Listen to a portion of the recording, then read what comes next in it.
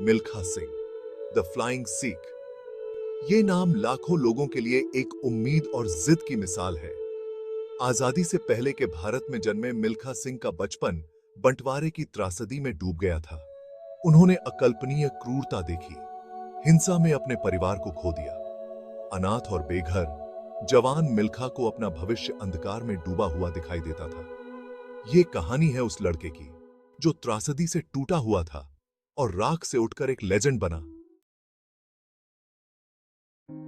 साल था 1929। मिल्खा सिंह का जन्म गोविंदपुरा में हुआ था, जो आज के पाकिस्तान का एक छोटा सा गांव है। उनका बचपन बहुत ही खुशनुमा था, गांव के जीवन की सादगी से भरा हुआ।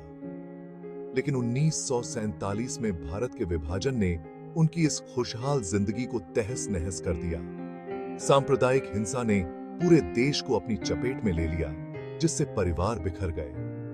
मिल्खा, जो उस समय बस एक किशोर थे, ने ऐसी भयावहता देखी जो किसी को भी नहीं देखनी चाहिए।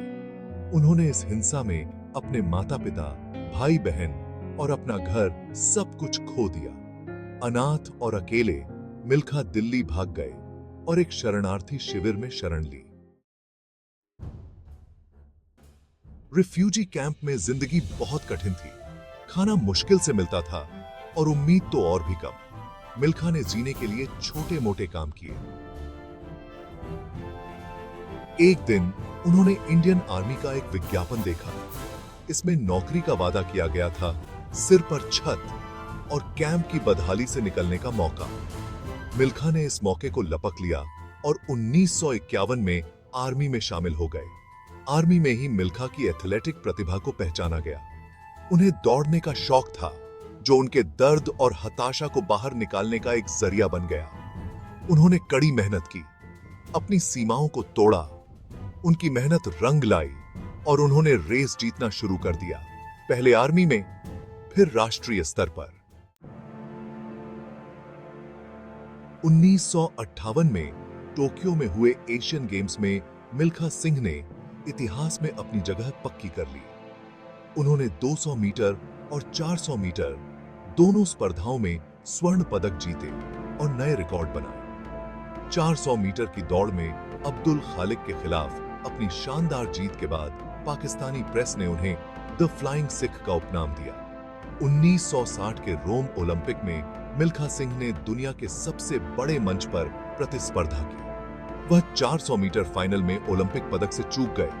वह कुछ ही सेकंड से चौथे स्थान पर रहे। उनकी उपलब्धियों ने खेलों की सीमाओं को पार कर लिया। वह राष्ट्रीय गौरव का प्रतीक बन गए, जिससे पूरे भारत में लाखों लोग प्रेरित हुए।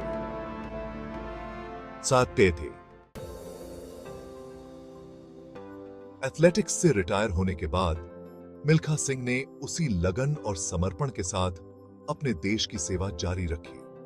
उन्होंने मिल्खा सिंह चैरिटेबल ट्रस्ट की स्थापना की, जो नवोदित एथलीटों को वित्तीय सहायता, प्रशिक्षण और मार्गदर्शन प्रदान करता है।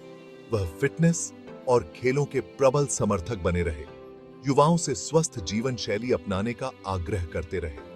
वह जीवन को बदलने के लिए, अनुशासन स्थापित करने, चरित्र निर्माण और एकता को बढ़ावा देने के लिए खेलों की शक्ति में विश्वास करते थे। खेलों में उनके योगदान के लिए उन्हें भारत के सर्वोच्च नागरिक पुरस्कारों में से एक पद्मश्री से सम्मानित किया गया था। मिल्खा सिंह की आत्मकथा the race of my life, जो उनकी बेटी सोनिया संवालका के साथ सह लिखित है, उनकी अदम्य भावना का एक शक्तिशाली प्रमाण है। यह विभाजन के आघात से लेकर ट्रैक पर उनकी जीत तक के उनके असाधारण सफर का वर्णन करती है।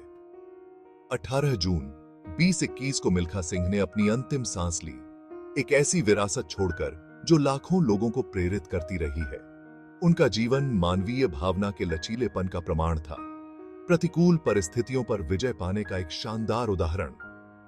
मिल्खा सिंह की कहानी सिर्फ एथलेटिक उपलब्धि की नहीं है, यह मानवीय भावना की विजय के बारे में है, जो हमें याद दिलाती है कि अकल्पनीय कठिनाई का सामना करने पर भी आशा बनी रहती है और किंवदंतियां बनती हैं।